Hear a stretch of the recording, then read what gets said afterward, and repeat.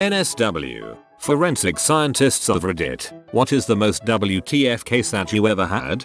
A friend of mine is a CSI, and I don't know if he's posted here, but just in case he hasn't, I'll put this here. Anchorage, Alaska, 2008. A 27-year-old woman hasn't paid her rent in 4 months. The landlord gave her a bit of a reprieve because he knew she was very poor and she was in low-income housing. But after 4 months of zero contact, enough is enough, and he calls the cops to get into her place and either see her to talk or change the locks and remove her stuff to a storage shed so the apartment can be released to someone else. The cops find the front door to be bolted and use the landlord's key to get in, then find the woman dead in her shower, just sort of slumped as if she fell against the wall and slid down. The water wasn't on, and as this is AK in the winter, the water is never shut off by the city because if hot water isn't moving through the pipes they freeze and burst. The fact that her shower is off means she never turned it on, or someone turned it off. The body is taken to the morgue and autopsied at the family's request because no obvious means of death can be found. As far as the examination could conclude, she died from an adrenal surge causing her heart to stop, more commonly known as frightened to death, which yes, can actually happen in some rare cases. The body was old, but no test showed any residual drugs in her system. None were found in the apartment, nor was any sign of anyone having entered or left before the cops. The young pretty average health woman appears to have gotten into her shower, and then her heart stopped due to terror. As far as I know, that's where the story ends. No substantial leads. A friend of mine is a forensic scientist and her department dealt with burglary cases only, usually generating pretty uninteresting stuff to tell people. But her only good story is that once she got a pair of gloves found at the crime scene. She went to examine them and felt that there was something hard inside. She turned the gloves up to get it out, and out falls a thumb, ripped off at the first joint. Apparently this particular burglar was holding up a safe while his mate went underneath it, dropped the safe on his hands, ripped his hands out and ran. They obviously caught the guy. Note to self, never lift heavy things ever again. Prof showed a case where a guy committed suicide by holding 2 forks on a table, then proceeded to headbang towards it, stuck both his eyes in. Not a forensic scientist, surprise, but my mom knew a lady whose son committed suicide pretty brutally. While the parents were out, he got a shotgun from the gun cabinet, went to his room, and set it up with string and pulleys on a chair so that it would go off when the bedroom door was opened. He sat in the chair for what may have been hours. Parents get home, mom goes to check on son. Bang. That poor woman needed some serious counseling. I can't imagine the guilt, and it was pretty crappy of the kid to make one of his parents unwittingly do the dirty work for him. That's the most brutal thing I have read here, man. The guilt of the mother. This is some really fricked up crap. Father-in-law is a cop. Years ago, he got called to a scene of a suicide by hanging. The body had been there for a while. Apparently the deceased had managed to do quite a bit of damage to his neck vertebrae, because his spine had snapped and his neck stretched down several feet from the noose. The cops at the scene took pictures of giraffe neck and passed them around the department. Somehow, my wife saw the pictures when she was at the tender age of 12, which screwed her up good enough to be a suitable mate for a guy like me. Always good to hear a happy ending. A friend is a psychologist whose previous life was in crime scene photography. She went to the scene of a suicide in a garage. This guy had a project car that he had worked on his whole life. When he decided to end it all, he wanted to go with the car. So he shut the garage and turned on the engine and waited. To top it off, he had taken a bunch of pain and sleeping pills. When my friend got there, it was a good while after his death. EMTs and other specialists were there looking for details and whatnot. He was the VP of a fairly large chain of local businesses, so there was an insurance settlement to consider. My friend is in the middle of photographing the scene and the guy was laying there, pronounced dead hours ago, and he suddenly just shook hard. She thought it was a death rattle, so she kept taking pictures. Eventually the guy sat up and nodded and the EMTs were called back in to stabilize him and eventually save him. Apparently the car had run out of gas right at the moment he went out and he was pronounced dead on the scene. He couldn't talk or do much, but he had actually survived. One of the reasons I never offed myself when I was tempted. I wasn't sure I'd do it right and I was way more afraid of failing than succeeding. Forensic chemist here, who occasionally gets called out to crime scenes just to consult on evidence collection. On the first one I ever went on, a father had shot his adult son and put the body in a deep freeze that was in his bedroom. There were a ton of cops and other people from our lab there, but when the coroner asked for help removing the body from the freezer, I volunteered quickly, as I had never been that close to a dead body other than funerals, and was curious, as I helped the coroner lift the body out of the freezer, which still had a bunch of food in it too. A pack of frozen biscuits was stuck to his body. I had to pry them off of him, which was both very weird and kind of funny at the same time. I wonder if the family was still eating food out of the freezing with the dead body in it. EMT here. We had a guy who was naked, bloodied, and tortured, then left outside in -10-degree weather until he froze. We found him literally frozen maybe a day after the fact. Now, my question is, how the heck do you move a 230-pound popsicle without breaking it? Put a glass over him and slide a large piece of paper underneath. I interned at the office of the chief medical examiner when I was 18. Saw a lot of interesting stuff, learned a lot of interesting things. One case stuck with me more than the rest. I arrived one morning, went down to the basement where bodies were laid out for rounds every morning. On tables lay the usual, a couple folks who died in a hospital and needed a partial autopsy to sign off on a death certificate, a drug overdose, a drug murder. Then, on one table, there was a blue Tupperware bin, a big one, about 3x 2 feet. It was filled with concrete, and out of the edges a little plastic wrap was lining between the concrete and the bin, and then out of the top of the concrete a couple toes were poking out. The story was out in the county. A family saw a small fire in the woods outside of their house, called the fire department, and after putting out the flames, they found this bin. When we cracked the bin open we found half of a man, about from the belly button down. Someone had thought the best way to dispose of this body would be to cut it in half, wrap it in plastic,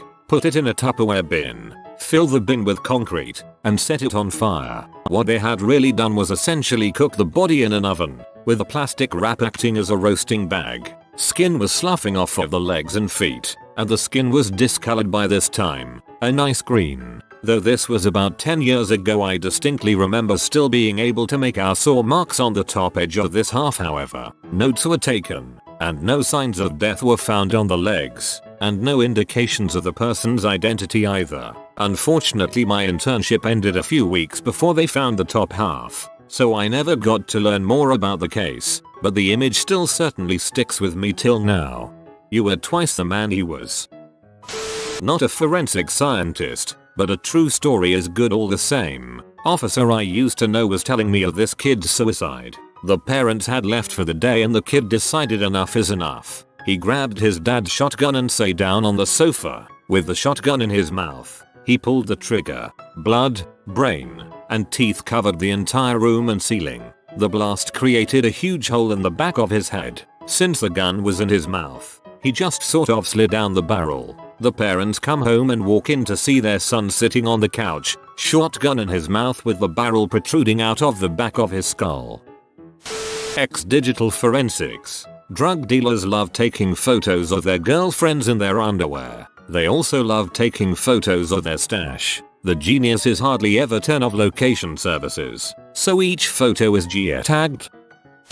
Man, 40Y. Oh, kills wife and children with army rifle. Old model, car, 3000 joules muzzle energy. Puts the muzzle under the chin and fires. The bullet takes half the face away. Blood drops led to bathroom, in front of the mirror, then to the ammo box, and finally to the place of the second and last shot to the head. And a case of someone found dead from a gunshot wound to the heart, on a bridge, without any weapon, bullet or cartridge case. Circumstantial evidence finally indicated a suicide, but we still don't know how he got the weapon to float away. The bottom of the river was searched, and nothing was found except the tools of the bridge builders. Anyone who suggests a way to make the weapon disappear in the second story, be assured that a lot of possibilities were imagined and discussed during the inquiry. The problem is, and this is where reality separates from fiction, we must bring facts to the table. supported by the traces and evidence. So, someone taking the gun, a dozen of helium-filled balloons or a wooden floater tied to the gun are all possibilities, but as long as we don't have evidence backing them, they are pure speculation, as good as any other.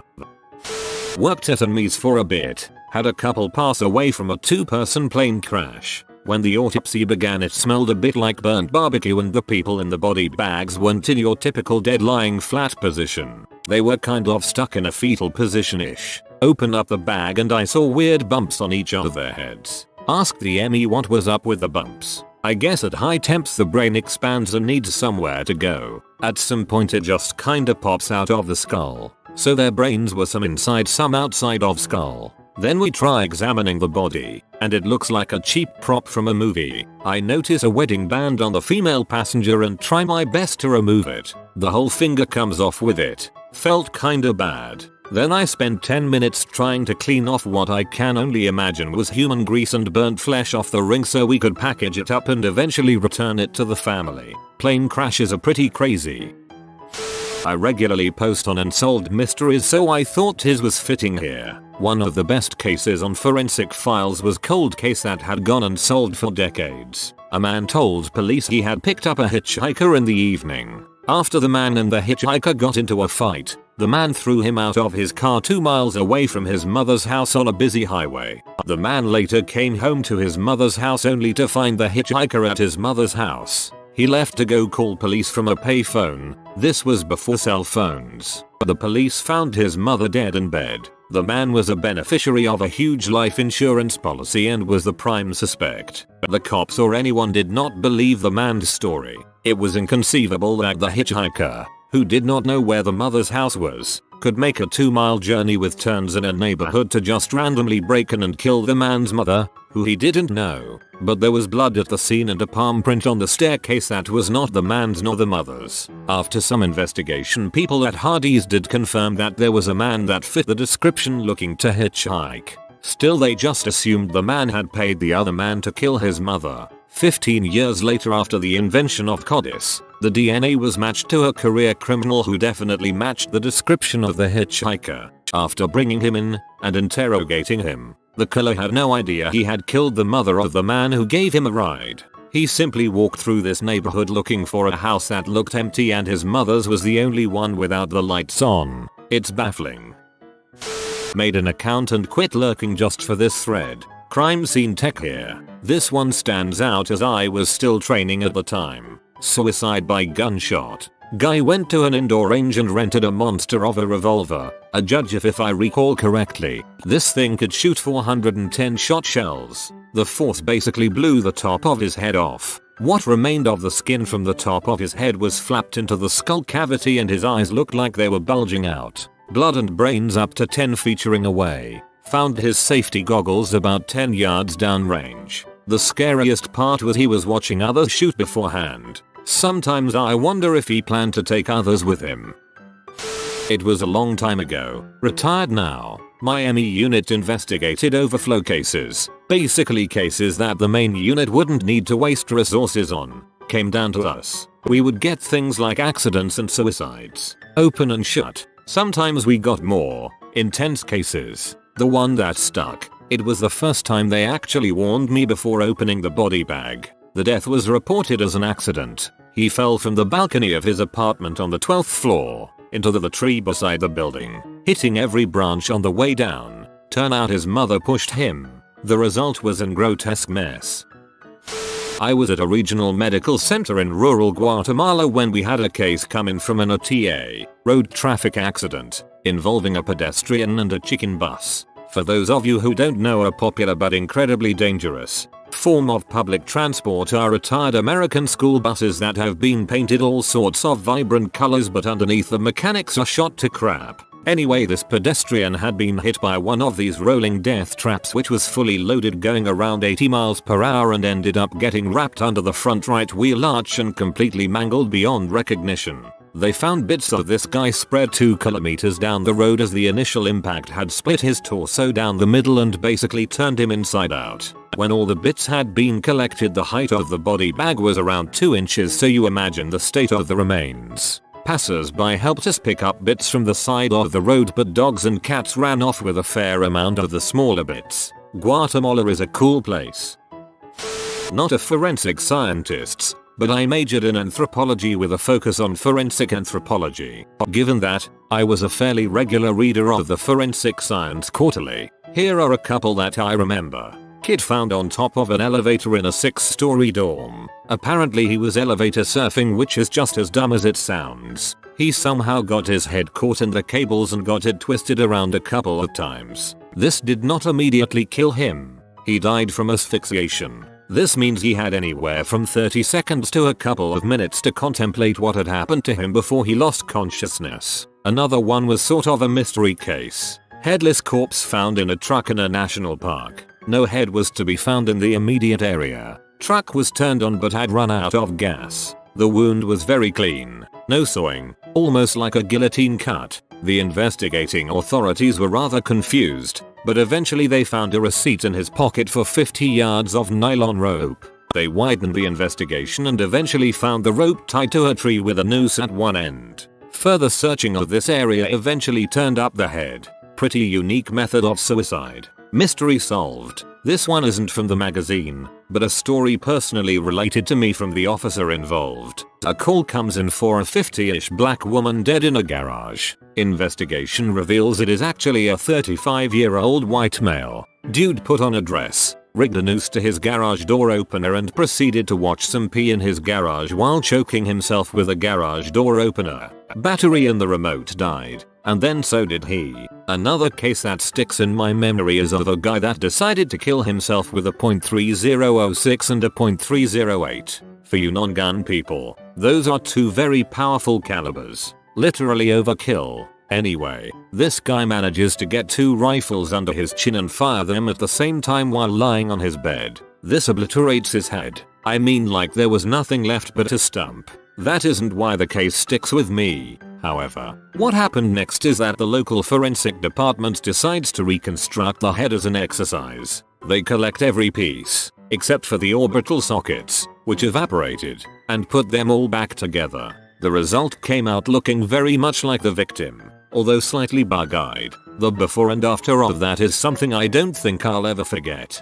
A neighboring state had a case like the one with the nylon rope. On a 1st of April, the CSI didn't believe it at first when he received the call from dispatch for a headless body in a car that was still running. Not a crime scene guy. Used to be a first responder. Guy was sitting at a table, slumped over, with every single knife from a very nice knife set sticking out of his back, arranged just the way they were in the knife block. Wife was standing there, still yelling at him for dying too soon. He had it coming. He had it coming. He only had himself to blame. If you'd been there, if you'd seen it, I betcha you would have done the same. Retired undertaker here. Duck hunter in gear found dead on front porch. Looked like shotgun went off and hit him, close range in the chest. Got him back to funeral home for autopsy. Small town. He had been stabbed about 30 times. A dog was reportedly spotted laughing near the crime scene. A lot of times family would rather you declare it a suicide instead of death by autoerotic asphyxiation. I would like to add that I am not a forensic scientist. I just interned for a crime lab and always thought it was fricked up.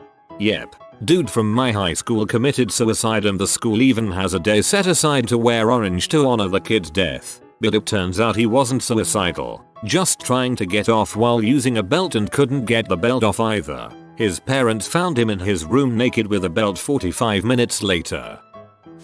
Self-inflicted GSW. Pistol in each hand. 1 entrance wound, 1 exit wound. 2 spent shell casings. Neighbors report 2 shots fired. No bullet holes in ceiling, walls, furniture, windows, nothing. Sat at the scene for an hour with Emmy and 2 officers searching everything, but the bullets never turned up. Still scratching my head. Okay Reddit detectives, calm yourselves. It was a definite textbook suicide motive and signed suicide note. 1 gun in each hand, each fired by the deceased. No nearby windows, no open doors, no wounded victims running away into the night. Nothing was moved. There wasn't a murder. It's strange that the search turned up no bullet holes, but there are details about the deceased that would solve it for you guys that I'm not going to post online for the sake of his anonymity. Jesus guys. No open windows. There is a very large difference between an entrance and an exit wound, and he was definitely not moved. Not me but my professor. This young kid, teens-ish, was playing with a loaded gun and accidentally shot himself in the face. He then tried to write "help me" on the wall with his blood. So sad. We saw the scene photos for class. All the details of the case were never discussed, including where it happened, name, or circumstances surrounding it. A lot of cases my prof didn't even know the final outcome, so we heard a lot of interesting cases but never knew where they went. I ended up in an FS lab, so no CS for me. I had a professor who was an expert in osteology and would train radiologists and doctors to recognize defensive fractures in arm bones. Defending yourself from an attack can leave a very distinctive spiral fracture on your forearms, and in his years of research, he'd never encountered that specific fracture pattern anywhere except in a defensive wound, until he was attending a seminar at the University of Toronto in February, and when leaving the lecture, he was walking down an outdoor flight of stairs when someone called out to him to ask a question. He had his hands in his pockets because he wasn't wearing gloves, turned, slipped and fell while perpendicular to the steps. His forearm hit the step and resulted in the exact spiral fracture he'd never seen anywhere else. And best part is that the radiologist that examined him was someone he himself had trained to look for this sort of fracture as a warning sign for domestic violence. Digital forensics case. Executive was using way more data than anyone else on his record. The local IT guys took it to check it out for viruses and whatnot. Found lots of child pee. Guy got brought up on charges. Lost his job. Family torn apart. The whole spiel. We do our analysis. Find out there was a virus they was serving said pictures for a dark website. Only thing that got him off was the rate at which the data was accessed. He got fat restitution, but that won't put his life back together. Made me get out of the business because I know this guy was guilty for sure, but we kept finding little hints that suggested it was something other than what we thought. Had we missed something, he would be in jail as we speak. Couldn't sleep with that kind of burden. After things like this, I think it should be required that the whole public be notified that the person is innocent. Like, if they were to do a bit on the news, to legally notify the business of their innocence.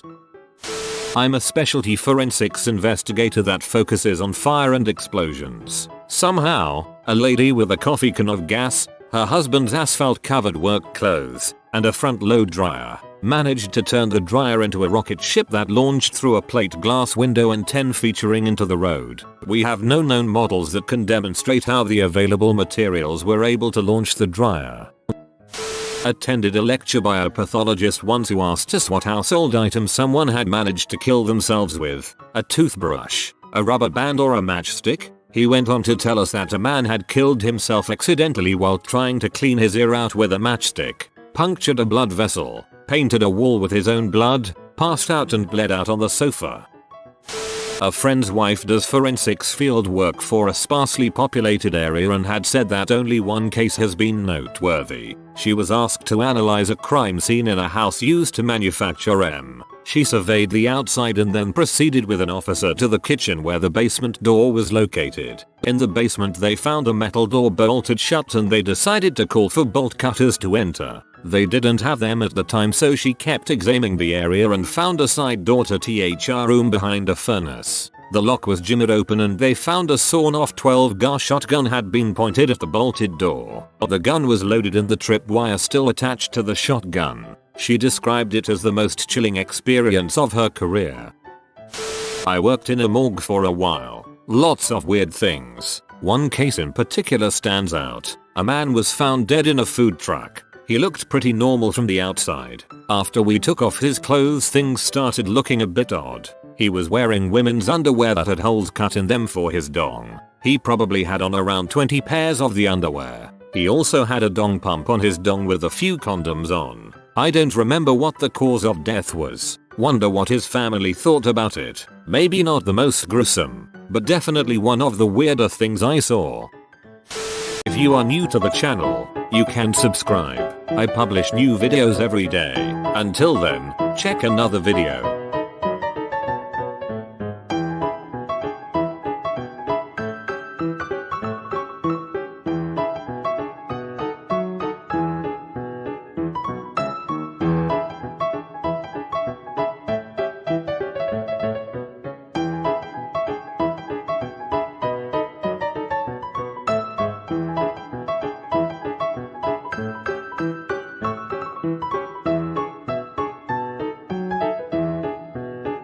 Bye for now.